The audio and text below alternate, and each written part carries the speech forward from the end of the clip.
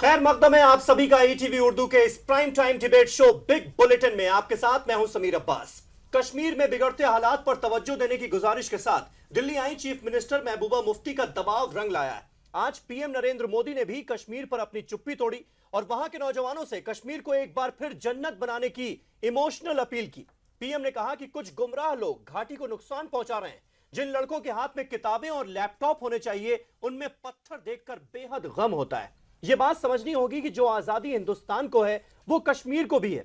कश्मीर में पिछले 1 महीने से कर्फ्यू तामील है। 60 लोग अपनी जान गंवा चुके हैं और हजारों घायल हैं। आखिर क्यों जल रहा है कश्मीर, इसी पर करेंगे तफसीली बातचीत, लेकिन सबसे पहले देखिए ये रिपोर्ट।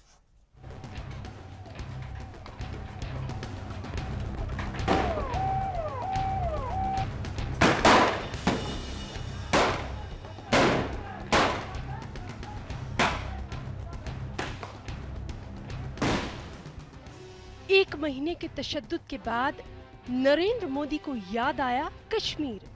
कहा जिन हाथों में लैपटॉप होना चाहिए उन हाथों में पत्थर है। वज़ीर-ए-आज़म ने कश्मीर को जन्नत से तशबीह देते हुए कहा कि पूरा मुल्क कश्मीर से मोहब्बत करता है, लेकिन कुछ मुट्ठी भर लोग कश्मीरी अवाम को गुमराह कर रहे हैं। पीएम ने कहा कि हम कश्मीर के लोगों को मुबारकबाद देना चाहते हैं कि मुसलसल कुछ लोगों की हरकतों के बावजूद अमरनाथ की यात्रा चल रही है। उधर मरकजी वज़ीर दाखिला राजनाथ सिंह का कहना है कि वादी कश्मीर में सूरत हाल बेशक काफी संगीन है। उन्होंने ये भी कहा कि हुकूमत अकेले कुछ नहीं कर सकती, इसीलिए तमाम लोगों का साथ जरूरी है। कश्मीर में शांति, एकता, सद्भावना, और मैं खास करके कश्मीर के युवकों को आह्वान करता हूं, आइए मेरे दोस्तों, आइए हम सब मिलकर के कश्मीर को दुनिया का स्वर्ग बना करके रखे, इस सपने को लेकर के चले। कश्मीर को लेकर अक्सर पाकिस्तान की मदाखलत की भी एक वजह हो सकती है। पाकिस्तान का जवाब देते हुए मरकजी वज़ीर दाखिला राजनाथ सिंह ने कहा कि पाकिस्तान कश्मीर के बारे में सोचना छोड़ दे। वहीं आज नरेंद्र मोदी का बयान कि वो कश्मीर को मजीद बुलंदियों पर ले जाना चाहते हैं, इन दोनों बयानात की रोशनी में ये कहा जा सकता है कि कश्मीर की सूरत हाल के हवाले से शायद अब मरकजी हुकूमत कुछ ठोस कदम उठा सकती है। स्टेट की जिस प्रकार की इस समय की कॉम्प्लिकेटेड प्रॉब्लम है, उलझी हुई जो समस्या है, उसका समाधान अकेले सरकार करेगी। यदि समाधान करना होगा तो मैं सभी का सहयोग लेकर ही हम समाधान करना चाहिए। यदि सदन चाहता है कि इस पर कल 11 बजे से चर्चा हो तो 11 बजे से चर्चा के लिए मैं पूरी तरह से तैयार हूं। सियासी हालात का शिकार कश्मीर आखिर कब तक अमन के इंतजार में वक्त के थपेड़ों को बर्दाश्त करता रहेगा? इसके हल की कोई कोशिश आखिर क्यों नहीं की जाती? कश्मीरी अवाम आखिर चाहती क्या है? सियासी पार्टियां ये जानने की कोशिश क्यों नहीं करती? कश्मीरी अवाम ने इंतखाबात में जोश खरोश के साथ हिस्सा लिया, यही सोचकर कि शायद आने वाली हुकूमत उनके लिए फिक्रमंद हो और कश्मीर के हालात में तब्दीली ला सके। मगर हालात हैं कि बदलने का नाम नहीं लेते। वहीं आम शहरियों की हलाकत को लेकर अलहदगी पसंदों ने मुश्तरका तौर पर 12 अगस्त तक कश्मीर बंद की कॉल दे दी है। 1 महीने के बाद थोड़ा सा हालात में बहुत सुधार है और मैंने यहाँ जो राजनाथ जी से बात हुई, यही है कि भाई ये हमारे अपने लोग हैं, जम्मू कश्मीर के लोग हमारे अपने लोग हैं। अगर कोई समस्या है, कोई प्रॉब्लम है, जिस तरह वाजपेयी जी के टाइम में एक बातचीत का सिलसिला हुआ था, लोगों के दिल जीतने का सिलसिला शुरू हुआ था, हमें दोबारा उसको शुरू करना चाहिए। क्योंकि 2010 में भी 2-3 महीने हालात खराब रहे, काफी लोग मारे गए, 120 लोग मारे गए, मगर उस वक्त उसके बाद कुछ नहीं हुआ। आज जो कश्मीर में दोबारा हालात खराब हो गए, 1 महीने से खराब है, मुझे उम्मीद है कि जो यहाँ के इस वक्त प्रधानमंत्री हैं मोदी जी, जिनको बहुत बड़ा मैंडेट मिला है, इसको एज अ मौका लेंगे, एज एन अपॉर्चुनिटी लेंगे और जम्मू कश्मीर के लोगों के जो जख्म है उनमें मरहम लगाने की कोशिश करेंगे। कश्मीर में तशद्दुद के दौरान पैलेट गन के इस्तेमाल से बड़ी तादाद इसका शिकार हुई है। तकरीबन 300 अफराद की बीनाई चली गई है। इसका जिक्र वज़ीर आज़म ने कहीं नहीं किया। क्या मुल्क के दीगर हिस्सों में भी पैलेट गन का इस्तेमाल होता है? क्या जाट और गुज्जरों के लिए भी पैलेट गन का ऐसे ही इस्तेमाल किया गया था? क्या जाटों के हाथ में पत्थर नहीं थे? क्या वो फूल पेश कर रहे थे? क्या उनके लिए भी पैलेट गन का इस्तेमाल किया गया? आखिर कश्मीर के लोग क्या चाहते हैं? सियासी पार्टियां ये जानने की कोशिश क्यों नहीं करती? हमें पाकिस्तान से बेहतर ताल्लुकात के साथ साथ कश्मीर को पुल के तौर पर इस्तेमाल करना है, तो पहले हमें कश्मीरियों के दिल जीतने होंगे, लेकिन गन से नहीं बल्कि मन से। Bureau report, ETV news. तो कश्मीर में हालात को कैसे और बेहतर बनाया जाए, यह है हमारा आज का बड़ा सवाल। हमारे तमाम खास मेहमान इस बड़ी डिबेट का हिस्सा हैं, हमारे साथ जुड़ चुके हैं। हमारे साथ हैं जफर इस्लाम साहब, नेशनल स्पोक्स पर्सन हैं बीजेपी के। आशीष दुआ साहब हमारे साथ मौजूद हैं, जो कि नेशनल स्पोक्स पर्सन हैं कांग्रेस पार्टी के। पीडीपी जिसकी सरकार है बीजेपी के साथ मिलकर कश्मीर में, पीडीपी के नजीर अहमद साहब जो कि मेंबर ऑफ पार्लियामेंट हैं, सांसद हैं पीडीपी के, वो हमारे साथ इस बहस का हिस्सा हैं। साथ ही साथ कश्मीर का भी हम रुख करेंगे। बशीर मंजर साहब जो कि जाने माने सीनियर जर्नलिस्ट हैं, कश्मीर के एडिटर हैं कश्मीर इमेज के, वो भी हमारे साथ इस बहस का हिस्सा होंगे। जफर इस्लाम साहब, पहला सवाल आपसे। 32 दिनों बाद प्राइम मिनिस्टर नरेंद्र मोदी कश्मीर के मसले पर अपनी चुप्पी तोड़ते हैं। आखिर इतना वक्त क्यों लग गया कश्मीर के नौजवानों को यह समझाने में कि वो हाथ में पत्थर ना ले?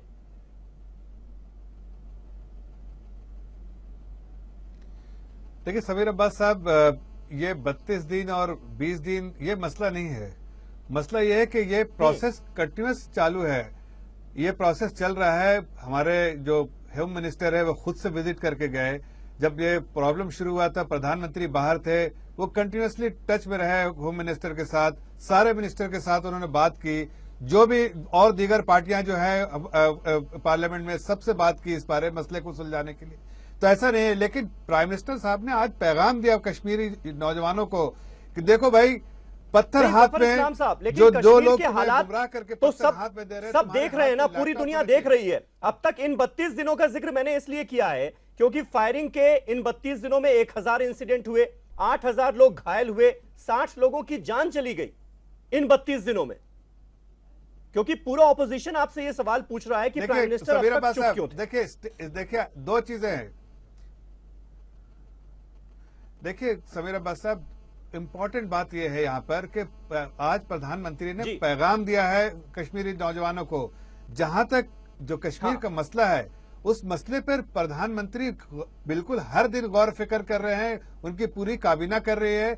और जो सरकार जो है वहां पर, जो पीडीपी और बीजेपी की सरकार, गठबंधन की सरकार है और जो सेंट्रल गवर्नमेंट है, दोनों मिलकर अमन के लिए पूरी कोशिश कर रही है। देखिए मसला जो कश्मीर का है वो बहुत कॉम्प्लेक्स मसला है, और उसमें सबसे बड़ी बात जो है, जो आप हम सभी लोगों को जानना चाहिए कि वहां पर पाकिस्तान के से जो पाकिस्तान में कई ऐसी तंजीमें हैं जो कि टेररिस्ट ऑर्गेनाइजेशन है, और कुछ ऐसे लोग हैं जो टेररिस्ट लोग हैं, जैसे सैयद सलाउद्दीन, अजहर महमूद और इस तरह के लोग जो हैं, वो कुछ हमारे कश्मीरी नौजवानों को बहकावे में ला रहे हैं, गुमराह कर रहे हैं, और उन लोगों को हाथ पे पत्थर दे रहे हैं। और उसकी वजह से देखिए पूरा कश्मीर जो है, पूरे कश्मीर के नौजवान, इसमें तो कोई शक है ही नहीं कि पाकिस्तान कहीं ना कहीं स्पॉन्सर कर रहा है गुमराह करने में कामयाब इन तमाम हरकतों को। आशीष दुआ साहब, फिर भी देरी हुई है क्या सरकार की तरफ से, गवर्नमेंट की तरफ से स्टेटमेंट क्या ये और पहले दे दिया जाना चाहिए था?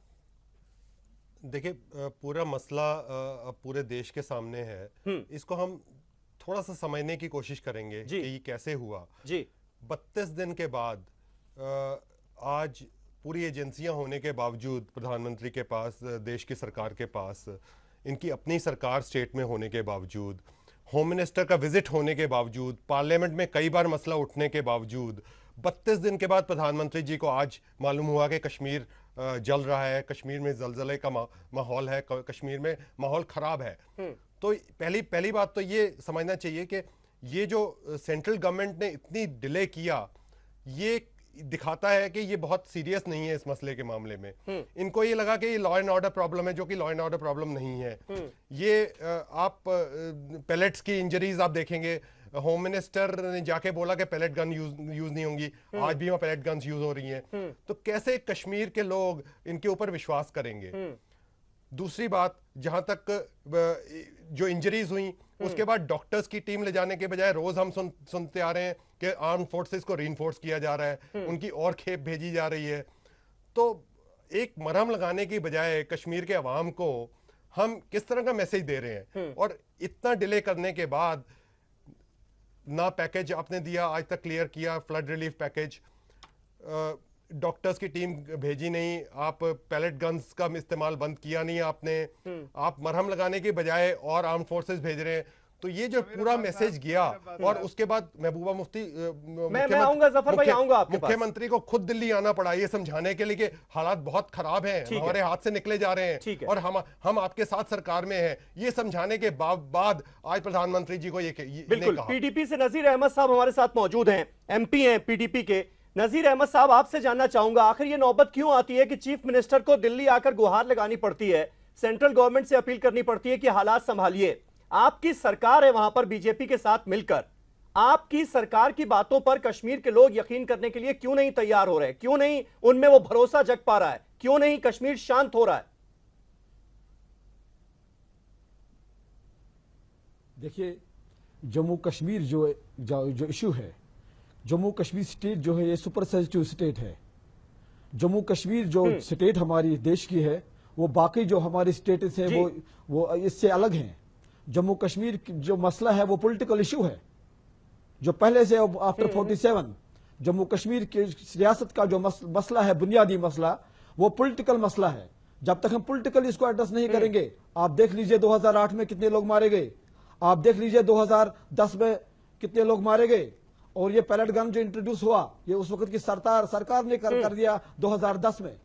आज हम परेशान हैं। नजीर अहमद साहब, मेरा सवाल आपसे यह था कि पीडीपी पर से लोगों का भरोसा क्यों खत्म होता जा रहा है? कश्मीर के इन्हीं कश्मीर के लोगों ने आपको चुनकर गवर्नमेंट में बैठाला ना, भले ही आपने बीजेपी के साथ मिलकर सरकार बनाई, लेकिन ये यही लोग थे ना जिन्होंने आपके ऊपर भरोसा किया। अब वो भरोसा क्यों खत्म हो रहा है? आप हमारी बात सुनिए, मैं जम्मू कश्मीर के लोगों के एस्पिरेशन बता दूंगा। मैं जम्मू कश्मीर के लोगों का पॉलिटिकल रिप्रेजेंटेटिव हूं।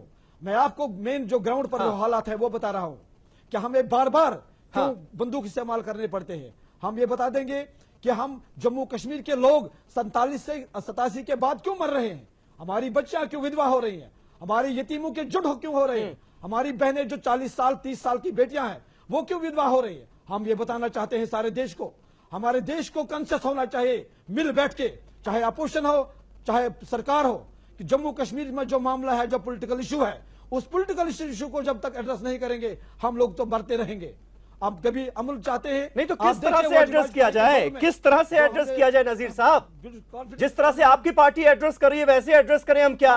बुरहान वानी को शहीद कहा जाने लगे क्या? देखिए 2002 में जब हमारी सरकार बनी, कांग्रेस के साथ, हमारे प्रधानमंत्री थे नेशनल लेवल पर हमारे अटल बिहारी वाजपेयी, जब उस वक्त अमन हुआ, जब हमारे प्रधानमंत्री ने पाकिस्तान के साथ मिलाया तो अमन हुआ। जब हिंदुस्तान और पाकिस्तान के बीच में कोई तजाद होता है तो हम शिकार हो जाते हैं। जब तक दोनों देशों में आपसी भाईचारा नहीं होगा तो हम लोगों को, जम्मू कश्मीर के लोगों को मरना है। कब तक मरना है हम लोगों को?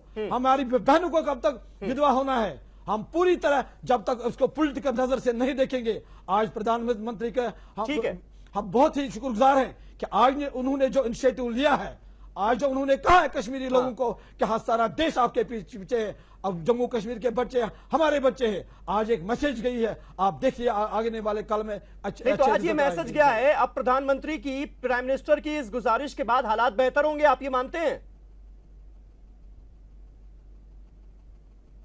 हाँ, इंशाल्लाह डेफिनेटली हो जाएंगे। डेफिनेटली देश का प्रधानमंत्री जिसको लोगों ने मैंडेट दिया, जिसको जो देश में आज सबसे नंबर 1 प्राइम मिनिस्टर है हमारे देश के, उसमें कोरेज है, उसमें ताकत है, वो ताकत को इंप्लीमेंट करेंगे ऑन ग्राउंड और हमारे जम्मू कश्मीर के भाइयों का मसला हल होगा। ठीक है, आशीष दुआ साहब आपसे एक सवाल करना चाह रहे थे। जी देखिए, पॉलिटिकल रेटरिक में ना जाते हुए पूरा देश, पूरा अवाम, पूरी कश्मीर, जम्मू कश्मीर के लोग ये चाहते हैं, ना वो पुलिस की गाड़ियों के सायरन सुनना चाहते हैं, ना एम्बुलेंस के सायरन सुनना चाहते हैं, और देश में लाउड स्पीकर से आज़ादी की आवाज़ भी नहीं सुनना चाहते, अजान सुनना चाहते हैं, जेलम की आवाज़ सुनना चाहते हैं, चिनार के दरख्तों की हवा की आवाज़ सुनना चाहते हैं। लेकिन जो पीडीपी का ये जो मसला, जिस तरह से पीडीपी के हमारे मित्र जिस तरह से डिस्क्राइब कर रहे थे कश्मीर की सिचुएशन को, मुझे लगता है कि उन्होंने कोई लेसन लर्न नहीं किया बीजेपी और पीडीपी ने इस हालात को देखते हुए, कि जो हालात इन दोनों के बनने के बाद, प्री पोल की बात करें तो एक दूसरे को रोकने के लिए इन्होंने इलेक्शन लड़ा, बाप बेटी की सरकार को रोकने के लिए इलेक्शन लड़ा, तो भरोसा कहां से आए, कहां से लोगों का भरोसा बैठे, जब पहले 67 दिन ये सरकार नहीं बना पाए आपस में, उसके बाद दोबारा मुफ्ती साहब के इंतकाल के बाद ये 3 महीने सरकार नहीं बना पाए। महबूबा जी ने स्वयं कहा कि शील प्रेफर प्रिंसिपल्स ऑफ पावर, मतलब उनको अपने पार्टनर के ऊपर भरोसा नहीं था जी। शी सेड के ये अलायंस जो अनपॉपुलर अलायंस है, उसके बाद क्या हालात हुए, क्या आपने एजेंडा ऑफ अलायंस में या मिनिमम कॉमन मिनिमम प्रोग्राम में आपने क्या एश्योरेंस लिए, वो आप आज तक नहीं बता पाए हैं कश्मीर के अवाम को। जो आपके एजेंडा ऑफ अलायंस में governance reforms, development agenda, political initiative, security matters, social and humanitarian grounds की बात हुई थी, वो कहां आप ग्राउंड पे ला पाए, कहां आपने उनके बारे में बात की।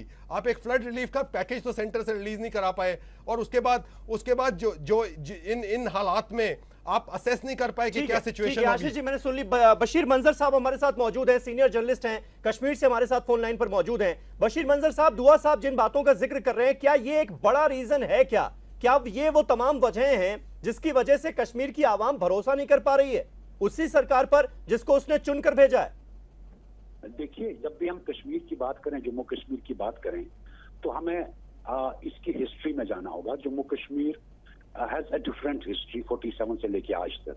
जब भी हम जम्मू कश्मीर की बात करते हैं तो इस इश्यू को देखना होगा कि आज सब बोल रहे हैं कि कश्मीर के बच्चों के हाथों में पत्थर नहीं होने चाहिए, लैपटॉप होना चाहिए। आप आज प्रधानमंत्री जी कह रहे हैं 32 दिन के बाद, लेकिन सवाल यह पैदा होता है कि कश्मीर के बच्चे के हाथ में पत्थर क्यों है? उस क्यों का जब तक जवाब तलाशा न जाए, कोई भी मसला हल नहीं हो सकता है। देखिए, कश्मीर की अपनी हिस्ट्री है, कश्मीर का अपना एक पॉलिटिकल लीगेसी है। उन सब चीजों को अगर उनसे आंखें बंद की जाएं और कहा जाए कि हालात ठीक है, क्योंकि शायद कोई प्रोटेस्ट नहीं हो रहा। सबसे बड़ा रीजन तो हमें यही लगता है क्योंकि पाकिस्तान स्पॉन्सर कर रहा है पत्थरबाजी को, इसलिए हाथ में पत्थर है। देखिए, हम और क्या वजह है? पाकिस्तान, हमारी प्रॉब्लम यह है कि हम हर एक चीज में पाकिस्तान को ले आते हैं। पाकिस्तान ट्रबल करता होगा, लेकिन देखना यह है कि अगर आप कहते हैं कि कश्मीरी नौजवान को पाकिस्तान यूज कर रहा है, मेरा सवाल आपसे यह है, वो नौजवान यूज क्यों हो रहा है? क्योंकि उसकी कुछ प्रॉब्लम्स हैं, जो प्रॉब्लम आज तक एड्रेस नहीं हुई है।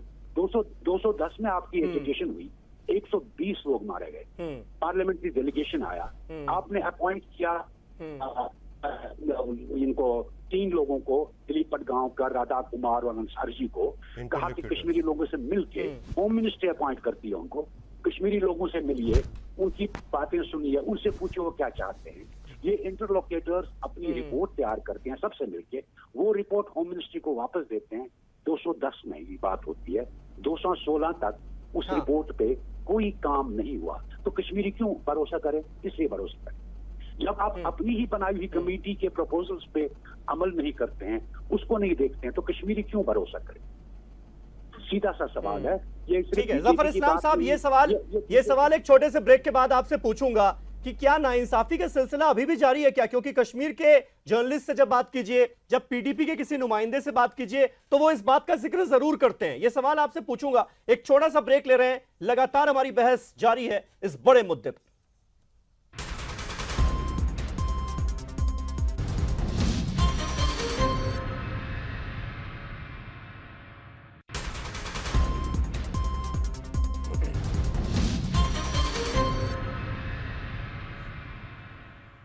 तो कश्मीर के हालात बेहतर बनाने के लिए आखिर क्या किया जाए, इसी पर हो रही है आज की बहस। हमारे साथ तमाम खास मेहमान मौजूद हैं। जफर इस्लाम साहब, ब्रेक से पहले आपने सुना, चाहे बशीर मंजर हो या नजीर अहमद साहब, पीडीपी आपकी सहयोगी पार्टी के नेता हो, लीडर हो, सब यही कह रहे हैं कि अभी भी नाइंसाफियों का सिलसिला जारी है।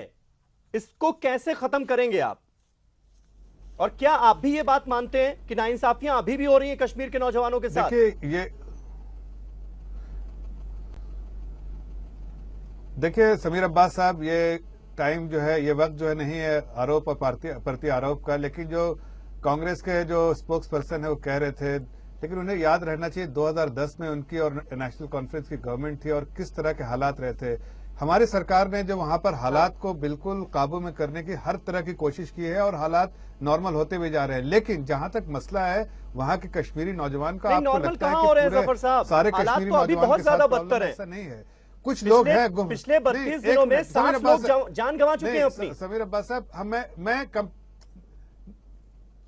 मैं आपकी बात मान रहा हूं, लेकिन मैं कंपेयर कर रहा हूं जो आपके जो प्रीच कर रहे थे कांग्रेस के स्पोक्स पर्सन, ये जो दैन है कांग्रेस की ही दैन है। ये जो हालात इतने खराब है पिछले 67 सालों में, उन्होंने दिया क्या है कश्मीर को, कश्मीर के हालात को पेचीदा बना के रखा है। और आज आप देखिए हर लोग ये कहता है, आप हर कश्मीरी से पूछिए तो अगर कोई एक सरकार के बारे में वो कहता है तो वाजपेयी जी की सरकार के बारे में कहता है कि उनके आने के उस समय एक अमन का माहौल क्रिएट हुआ था। और अब दूसरी बार जो एक उम्मीद की जो किरण है वो सिर्फ प्रधानमंत्री के साथ है। जैसा हमारे पीडीपी के मेंबर ऑफ पार्लियामेंट कह रहे थे, उन्होंने बिल्कुल सही कहा कि जो हमारे प्रधानमंत्री ने जो पैगाम दिया है वहां के नौजवानों को, उसका बहुत ज्यादा असर पड़ेगा और इंशाल्लाह मैं भी उम्मीद करता हूं कि वहां अमन का माहौल कायम होगा। लेकिन एक बात जरूर कहना चाहूंगा, और ये बात जरूरी है कहना, कि देखिए बुरहान वानी वहां पर एक टेररिस्ट था और उसकी मौत के लिए किसी को पाकिस्तान को उसको एक मार्टर का जो ये देते हैं उसको हर तरह से उसको कंडेम करना चाहिए। लेकिन वहां पर उसी कश्मीर में फैसल शेख जैसे लोग हैं, आपकी जो सहयोगी पार्टी है, जिस पार्टी से आपका अलायंस है, पीडीपी उसे शहीद मानती है। आज ही पीडीपी के एक विधायक ने यह बयान दिया है कि बुरहान वानी तो शहीद था।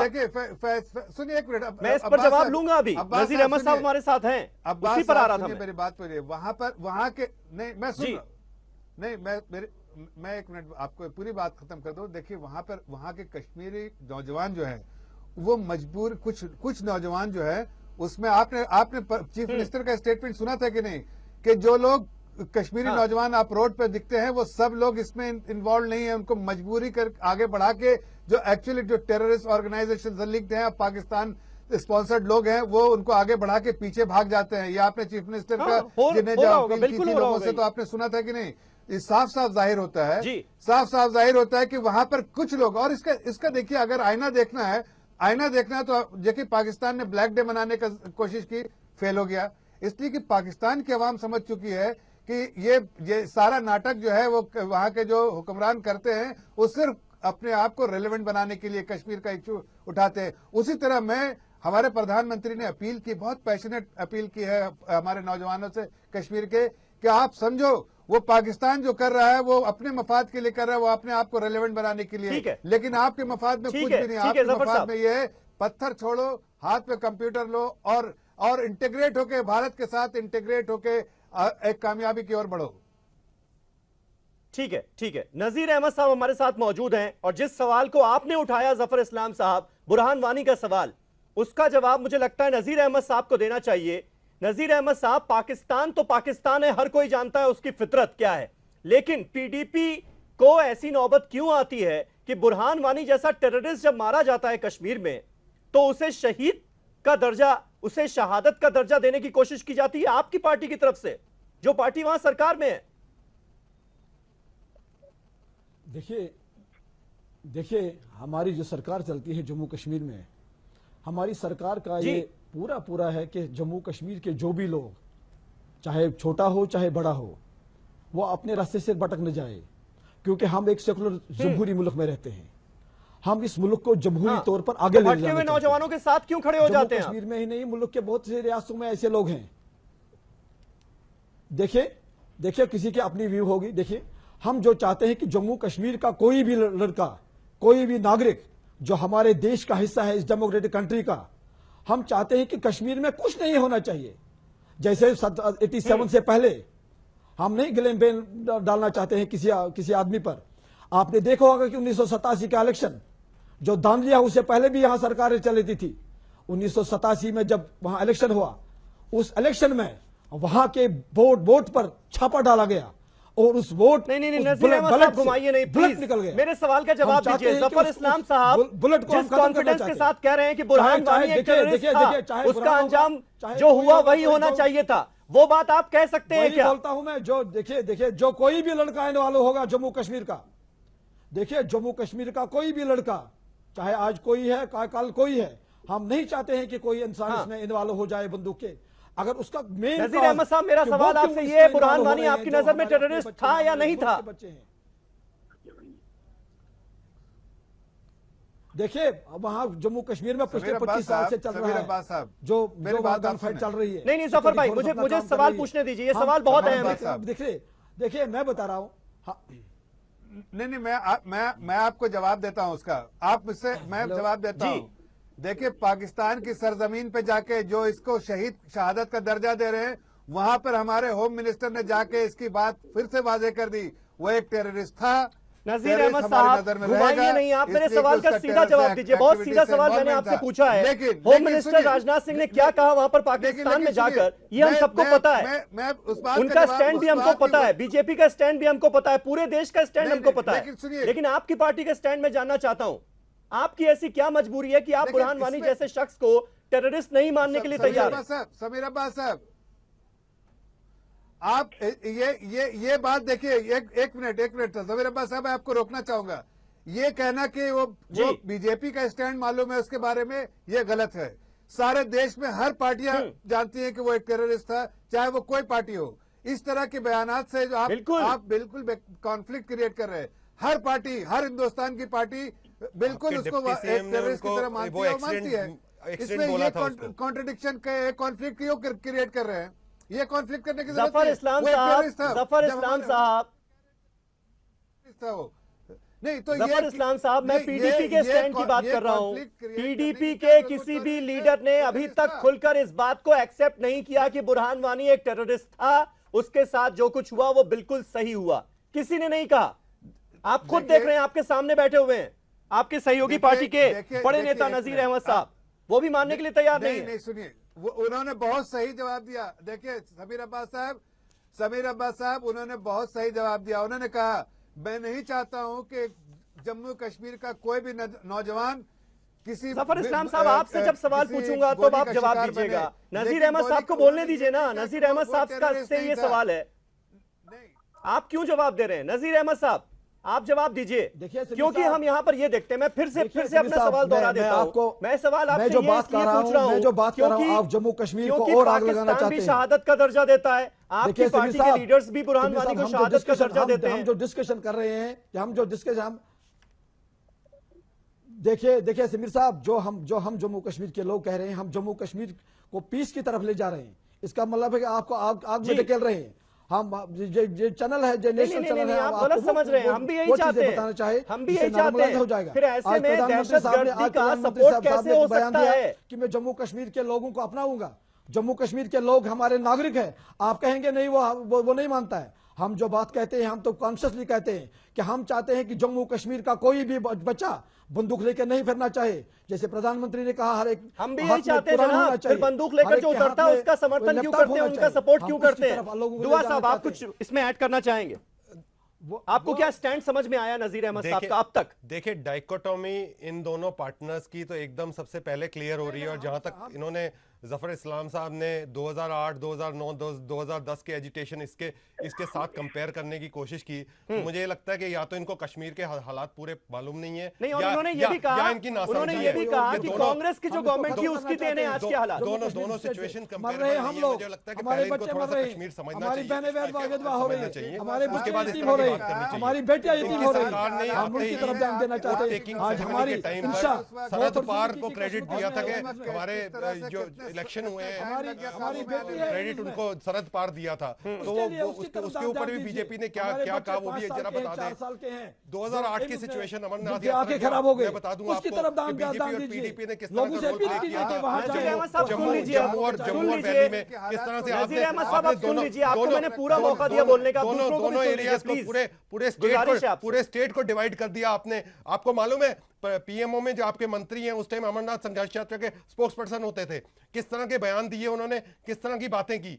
और आज आप ये कह रहे हैं कि वो दोनों सिचुएशन कंपेरेबल है, तो आपको मुझे ऐसा लगता है सबसे पहले जाकर कश्मीर के हालात को समझना चाहिए, कश्मीर की सिचुएशन को समझना चाहिए। बशीर मंजर साहब आपसे जानना चाहेंगे इस सवाल का जवाब क्या आप दे सकते? आखिर पीडीपी की ऐसी क्या मजबूरी है कि जब बुरहान वानी का नाम आता है तो फिर पीडीपी के लीडर्स जवाब नहीं दे पाते? कुछ लीडर्स जवाब देते हैं, वो कहते हैं नहीं तो हम तो शहीद मानते हैं उनको। समीर अब्बास साहब, जो आपने ये बात जब शुरू की थी तो बात इस पे हुई कि कश्मीर के हालात कैसे सुधारे जाएं। बहस ये नहीं थी कि बुरहान वानी टेररिस्ट है या टेररिस्ट नहीं है। अगर हम टेक्निकली देखें, जो पुलिस रिकॉर्ड्स में बुरहान वानी ने कोई क्राइम नहीं किया है एक्सेप्ट फेसबुक को यूज किया है, ये पुलिस कहती है, स्टेट गवर्नमेंट। तो मुझे लगता है कि इस डिबेट से हट के हमें ये कोशिश नहीं बशीर मंजर साहब, लेकिन बुरहान वानी हिजबुल मुजाहिदीन का कमांडर था, ये तो आप बात मानते हैं। आज की डेट में पाकिस्तान में हाफिज सईद और सैयद सलाउद्दीन जैसे बड़े टेररिस्ट अगर प्रेस कॉन्फ्रेंस करते हैं तो पीछे बुरहान वानी की फोटो लगी रहती है। वो कहते हैं कि हम तो इन्हें शहादत का दर्जा देते हैं।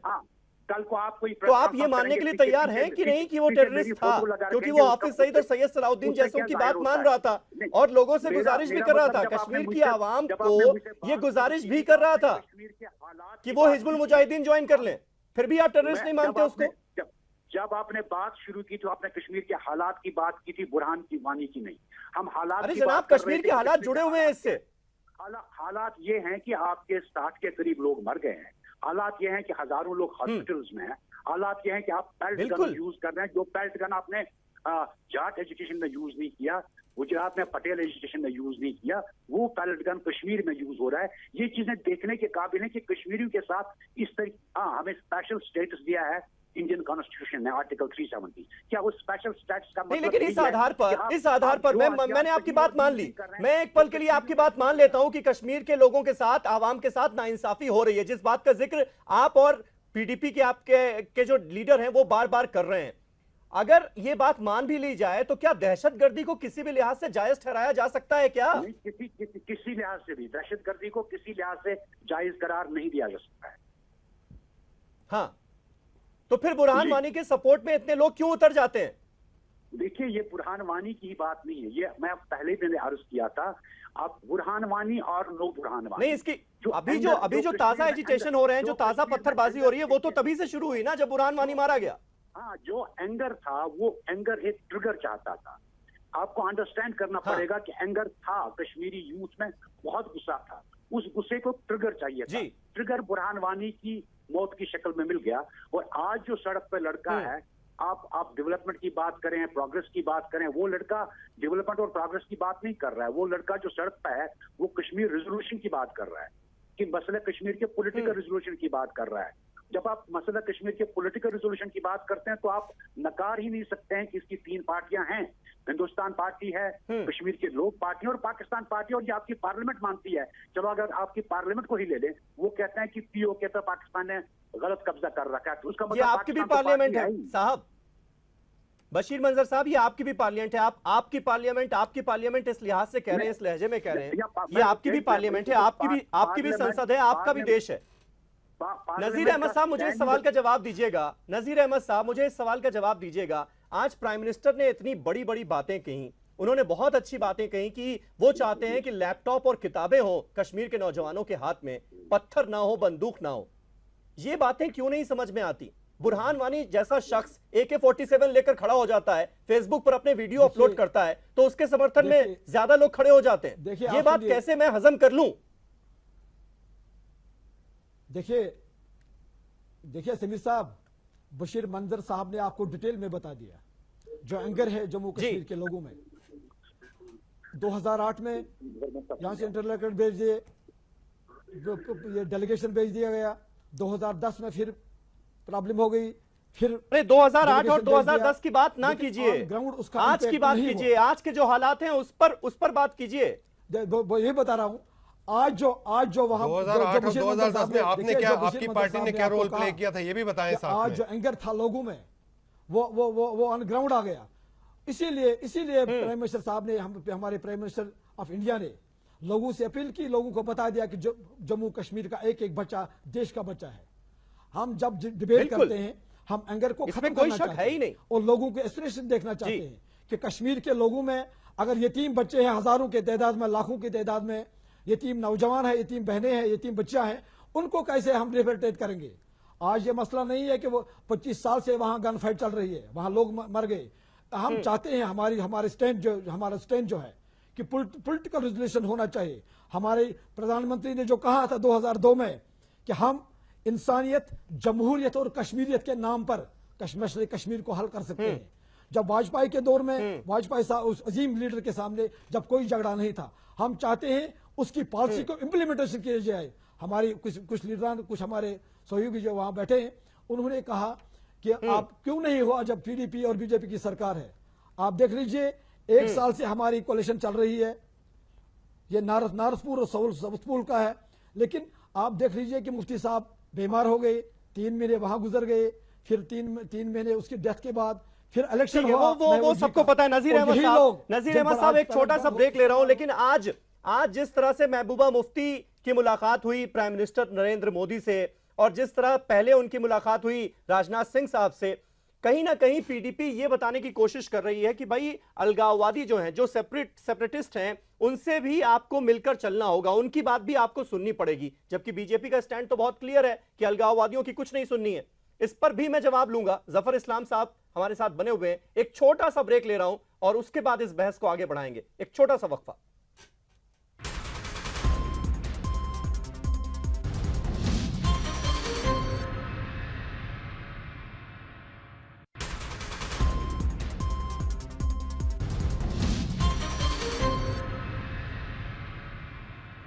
प्राइम मिनिस्टर नरेंद्र मोदी की इमोशनल अपील का कितना असर होगा, कश्मीर के हालात क्या वाकई सुधरेंगे या नहीं, लगातार हमारी बहस जारी है। जफर इस्लाम साहब हमारे साथ बने हुए हैं, नजीर अहमद साहब बने हुए हैं, आशीष दुआ साहब हैं और बशीर मंजर साहब लगातार बने हुए हैं, इस बहस का हिस्सा हैं। नजीर अहमद साहब, मुझे समझाइएगा, जितनी भी मुलाकातें अब तक हुई हैं पीडीपी के लीडर्स की यहां पर सेंट्रल गवर्नमेंट के नुमाइंदों के साथ, कुल मिलाकर आप यही कहना चाहते हैं ना, क्योंकि आज मैं महबूबा मुफ्ती का बयान सुन रहा था, उन्होंने कहा कि सबसे पहले एक ऑल पार्टी डेलीगेशन जो है वो जल्द से जल्द कश्मीर पहुंचना चाहिए, कश्मीर के लोगों से बात की जानी चाहिए और अलगाववादियों से भी बात की जानी चाहिए, जो सेपरेटिस्ट लीडर हैं, जो हुर्रियत कॉन्फ्रेंस है, उनसे भी बात होनी चाहिए। तो कुल मिलाकर आप ये कहना चाहते हैं कि भाई सेंट्रल गवर्नमेंट अपनी पॉलिसी में चेंज लाए और अलगाववादियों से भी बातचीत की जाए, हुर्रियत कॉन्फ्रेंस को भी बातचीत में शामिल किया जाए। नहीं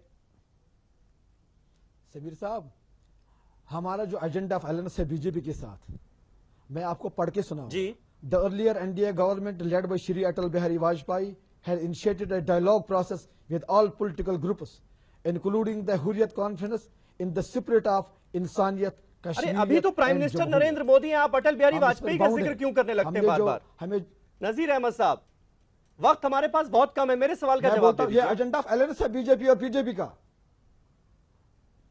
समीर साहब, वही बता रहा हूं मैं कि हमारा जो स्टैंड है, हमारी जो एजेंडा ऑफ अलायंस है बीजेपी और पीडीपी का, वही मैं दोहरा रहा हूं आपका जी। वही एजेंडा ऑफ अलायंस जो हमने बीजेपी के साथ, जो हमने अटल बिहारी वाजपेयी के साथ बनाया। नहीं, वही एजेंडा तो आज भी है। सीधा सवाल पूछ रहा हूं, आप ये चाहते हैं कि सेपरेटिस्ट लीडर्स के साथ भी बातचीत हो, अलगाववादियों को शामिल किया जाए बातचीत में?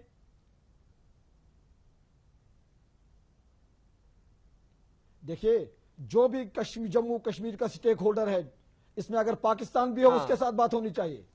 हम डकीशी भी बात नहीं करते हैं। अरे जम्मू कश्मीर का स्टेक होल्डर पाकिस्तान कैसे हो जाएगा? नजीर अहमद साहब, जफर इस्लाम साहब, क्या सेंट्रल गवर्नमेंट की जो पॉलिसी है अब तक हमने जो देखी है कि भाई सेपरेटिस्ट लीडर्स जो हैं उनसे बातचीत नहीं की जाएगी, क्या अब पॉलिसी में चेंज आएगा?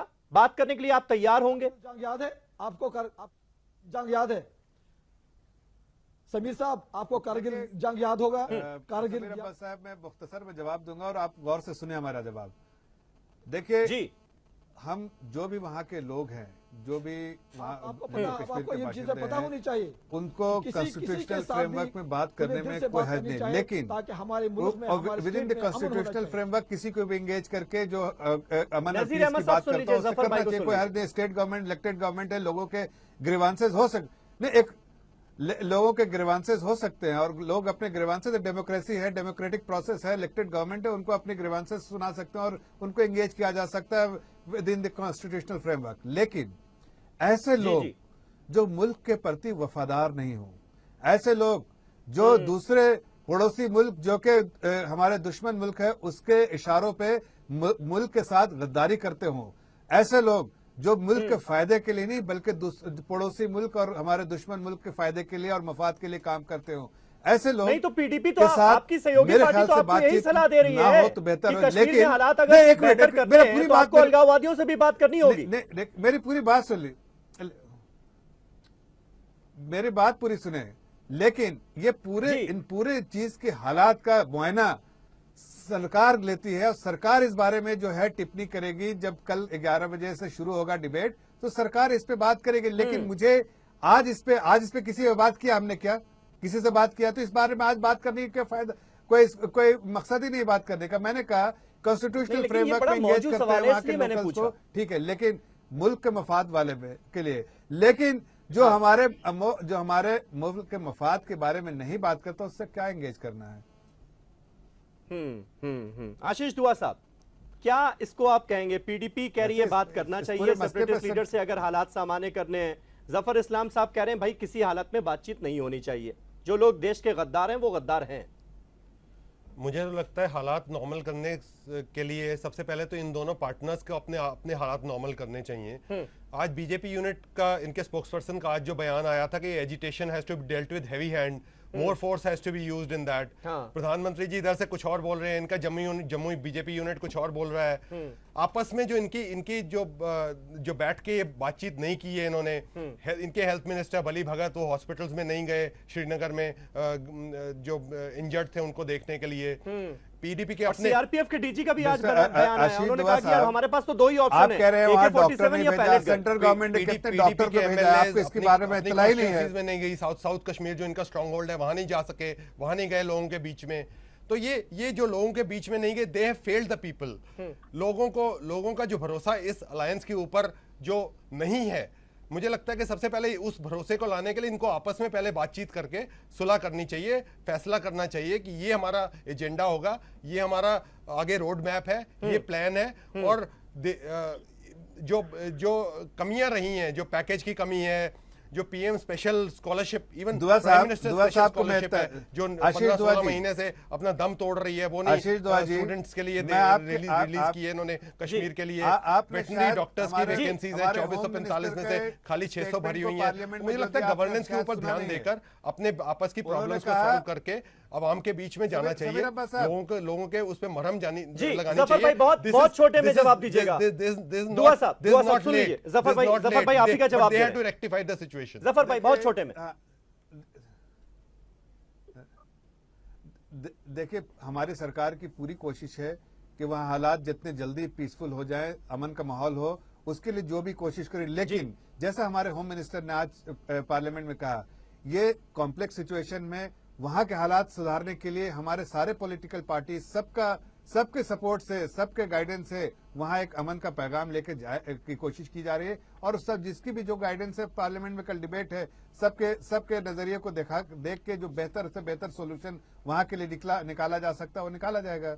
सरकार के लिए उसके लिए कमिटेड है। लेकिन जैसा दुआ साहब कह रहे हैं, बिल्कुल उनको इस बात का इल्म नहीं है कि पार्लियामेंट में क्या डिस्कशन हो रहा है। वो अपनी राय यहाँ पर दे रहे हैं जो कि उनकी पार्टी की राय से भी हटके है, और वो अपनी जाती राय पार्टी के तर्जमान होते हुए कांग्रेस पार्टी ने हमेशा अपने को ऑफर किया है कश्मीर के लोगों के बीच में, जम्मू कश्मीर के हालात नॉर्मल करने के लिए, पीस के लिए हमें उनके ऊपर मरहम लगाने की जरूरत है, ना कि पॉलिटिकल बयानबाजी करने की जरूरत है, जैसा कि बीजेपी पीडीपी वाले कर रहे हैं। आपके टाइम में पीस तो कभी हो नहीं पाया। इस समय जरूरत है कि हम जाके मरहम लगाएं उनके बीच में। उनके जो नए जख्म है उनको ही भरने की जरूरत नहीं है, पुराने जख्म वो भी भरने की जरूरत है। बशीर मंजर साहब कश्मीर से हमारे साथ मौजूद हैं। बशीर मंजर साहब, आखिर में आपसे जानना चाहूंगा, अब कौन कौन से ऐसे कदम हैं जो उठाए जाने चाहिए? कॉम्प्लेक्स इश्यू तो है, ये सब कोई जानता है, जफर भाई भी इसका जिक्र कर रहे थे, लेकिन कहीं कॉम्प्लेक्स सरकार तो नहीं है। दो ऐसी पार्टियों का मिलन जो अलग अलग थिंकिंग रखती हैं, ये एक बड़ी वजह तो नहीं है इस बार जो इश्यू इतना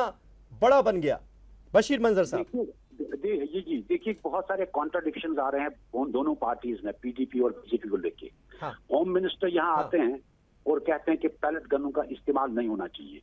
ये होम मिनिस्टर कहते हैं, पार्लियामेंट में भी कहते हैं कि अब कमेटी बनाएंगे जो रेकमेंड करेगी। यहाँ आके कहते हैं कि कोशिश कीजिए कि पैलेट गन इस्तेमाल न हो। वो वापस चले जाते हैं तो सीआरपीएफ के बड़े अफसर कहते हैं कि नहीं, हम तो पैलेट गन यूज करेंगे।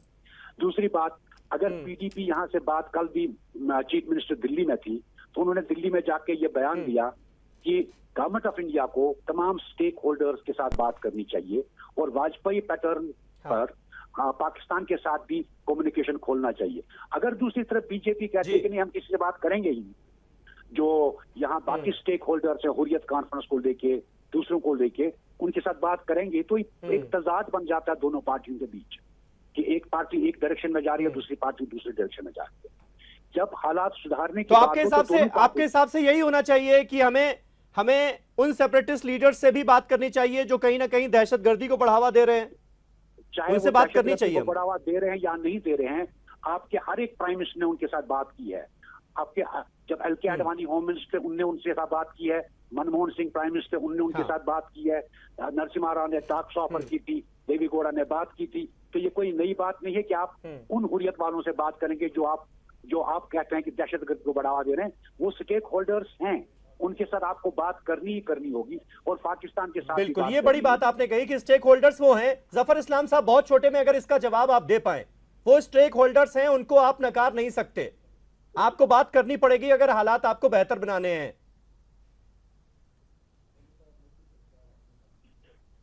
देखिए, ये मसला जो है उस सरकार उस पर डिसीजन लेगी। आज इस पे डिस्कस करने से कोई फायदा नहीं है।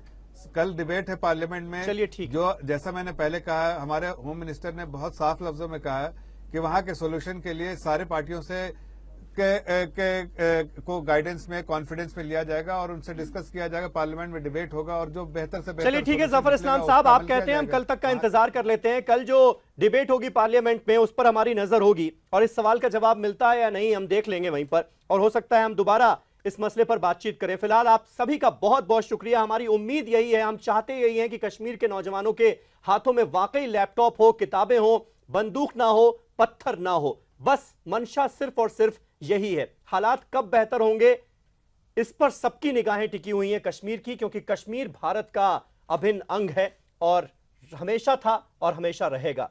बहुत बहुत शुक्रिया आप सभी का हमारे साथ इस डिबेट को देखने के लिए। कल फिर आपसे मुलाकात होगी एक और बड़े इशू के साथ। तब तक के लिए शब बखैर।